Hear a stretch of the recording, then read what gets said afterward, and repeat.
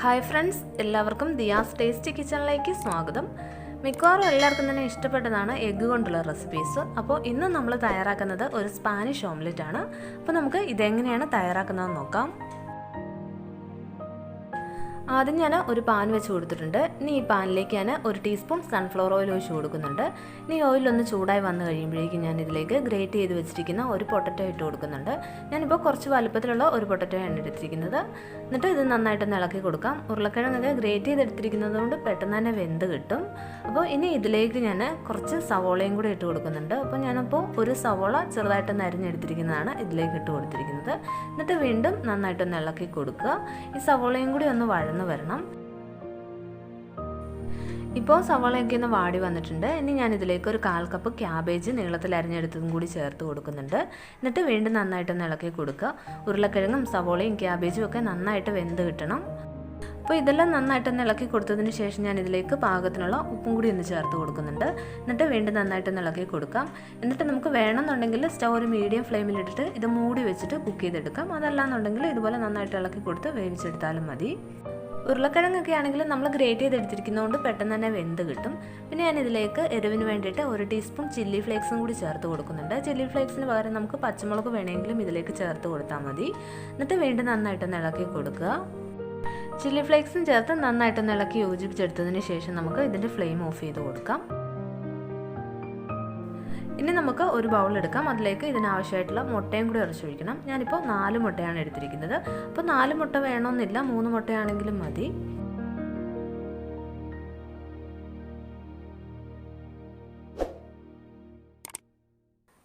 നാല് മുട്ട ഉടച്ചൊഴിച്ചിട്ട് ഞാൻ ഇതിലേക്ക് 1 ടീസ്പൂൺ കുരുമുളക് പൊടിയും കൂടി ആഡ് ചെയ്ത് കൊടുക്കുന്നുണ്ട്. എന്നിട്ട് പാകത്തിനുള്ള ഉപ്പും കൂടി ഇതിലേക്കൊന്ന് ചേർത്ത് കൊടുക്കുക. എന്നിട്ട് ഇതെല്ലാം നന്നായിട്ടൊന്ന് മിക്സ് ചെയ്തെടുക്കണം. സ്പൂൺ കൊണ്ട് ഇതുപോലെ നന്നായിട്ടൊന്ന് ബീറ്റ് ചെയ്തെടുത്താൽ മതി. പിന്നെ ഇതിലേക്ക് നമ്മൾ കുരുമുളക് പൊടി ചേർക്കുന്നതും അതുപോലെ ആദ്യമേ ചില്ലി ഫ്ലേക്സ് ചേർത്തതും ഒക്കെ നിങ്ങളുടെ എരിവിനനുസരിച്ചിട്ട് ചേർത്ത് കൊടുക്കുക.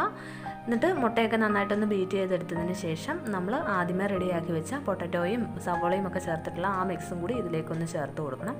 അത് നന്നായിട്ടൊന്ന് തണുത്തതിന് ശേഷം വേണം ഇതിലേക്ക് ചേർത്ത് കൊടുക്കാൻ.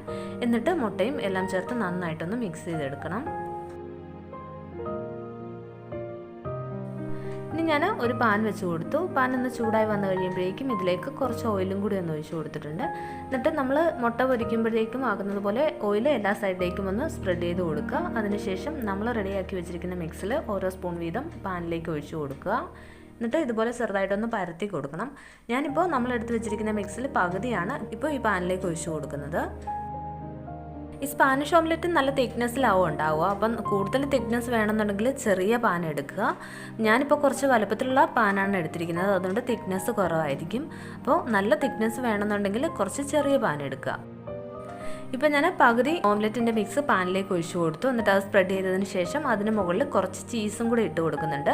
അപ്പോൾ ചീസ് ഇല്ലാന്നുണ്ടെങ്കിൽ കുഴപ്പമില്ല, നമ്മൾ എടുത്ത് വെച്ചിരിക്കുന്ന ഓംലെറ്റിൻ്റെ മിക്സ് മുഴുവനും പാനിലേക്ക് ഒഴിച്ചു കൊടുത്താൽ മതി.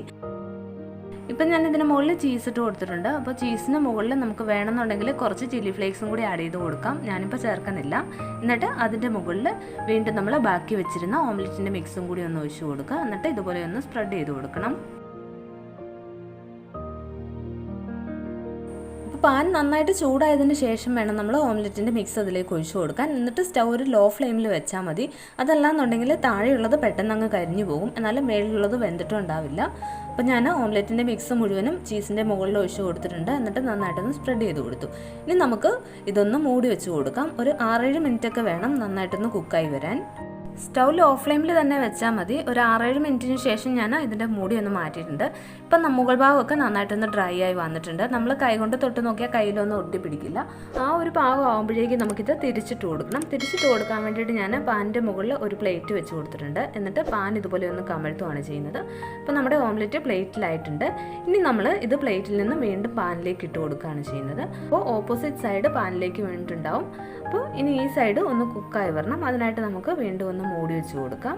ഒരു 6-7 മിനിറ്റ് നമ്മൾ വീണ്ടും ഇത് ലോ ഫ്ലെയിമിലിട്ടിട്ട് കുക്ക് ചെയ്തെടുക്കണം. ഇപ്പോൾ നമ്മൾ മൂടി വെച്ചിട്ട് ഒരു 7 മിനിറ്റ് കഴിഞ്ഞിട്ടുണ്ട്. അപ്പോൾ ഇനി നമുക്ക് വീണ്ടും ഇതിൻ്റെ മൂടി ഒന്ന് തുറന്ന് നോക്കാം.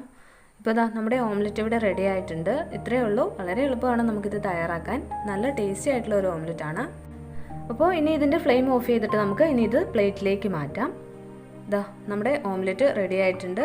ഞാൻ പറഞ്ഞല്ലോ ആദ്യമേ തന്നെ നല്ല തിക്നെസ് വേണമെന്നുണ്ടെങ്കിൽ നമ്മൾ കുറച്ച് ചെറിയ പാനിൽ തന്നെ ഇത് ചെയ്യുക. ഞാനിപ്പോൾ കുറച്ച് വലിയ പാനിലാണ് ചെയ്തിരുന്നത്, അതുകൊണ്ട് കുറച്ച് തിക്നെസ് കുറവാണ്.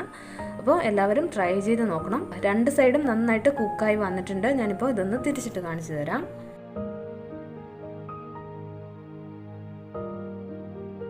അപ്പോൾ നമ്മുടെ സ്പാനിഷ് ഓംലെറ്റ് റെഡി ആയിട്ടുണ്ട്. ഇനി നമുക്ക് ഇതൊന്ന് കട്ട് ചെയ്ത് നോക്കാം. ഇത് നമുക്ക് ബ്രേക്ക്ഫാസ്റ്റ് ആയിട്ടോ അതല്ലാന്നുണ്ടെങ്കിൽ ഡിന്നറിനോ ഒക്കെ കഴിക്കാൻ പറ്റിയ ഒരു ഓംലെറ്റാണ്. അപ്പോൾ ഉറപ്പായിട്ടും എല്ലാവരും ഒന്ന് ട്രൈ ചെയ്ത് നോക്കണം. നമ്മൾ സാധാരണ ഉണ്ടാക്കാറുള്ള ഓംലെറ്റിലും നല്ല ഡിഫറൻസ് ഉണ്ട് ഈ സ്പാനിഷ് ഓംലെറ്റിന്. അപ്പോൾ എല്ലാവരും ഒന്ന് ട്രൈ ചെയ്ത് നോക്കുക. എന്നിട്ട് ഫീഡ്ബാക്കൊക്കെ കമൻറ്റ് ബോക്സിൽ എഴുതുക.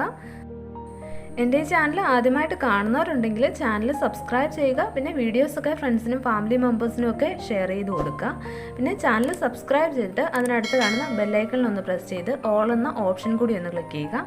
അപ്പോൾ ഞാനിടുന്ന എല്ലാ വീഡിയോസിൻ്റെയും നോട്ടിഫിക്കേഷൻ നിങ്ങൾക്ക് കിട്ടുന്നതാണ്. അപ്പോൾ ഇനി അടുത്ത നല്ലൊരു വീഡിയോയുമായിട്ട് കാണാം. താങ്ക്